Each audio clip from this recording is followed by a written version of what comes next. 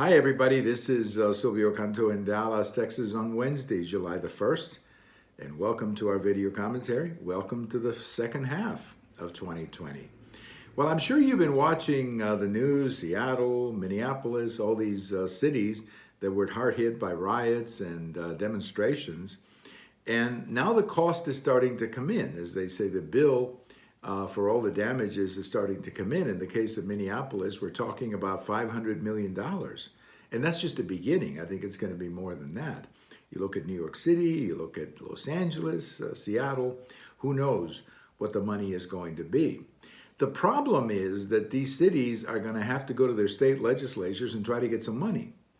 And the state legislatures are not going to be in the mood for writing a lot of checks because there's a real political divide in many of these blue states, Democrat states, between the cities and the rural areas. You see this in the state of Washington. You look at the political map, Seattle is Democrat, the rest of the state is Republican.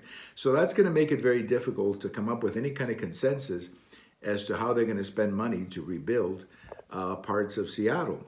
The federal government is not going to be any help either because, frankly, we don't have any money in Washington. With the pandemic and everything else that we've spent money on, we just don't have the money at the time to start writing all these big bailout checks to many of these cities. The big problem, of course, that these cities are going to have is that many of their businesses are moving out.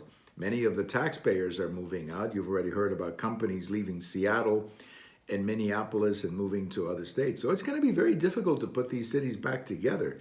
It could take a generation before you can put it back together because the damage and the way this whole thing happened, frankly, it turned off most of the country, and it really turned off the taxpayers who got hurt very badly by these riots and this total recklessness on the part of local governments who didn't do anything to defend the taxpayers and their public property.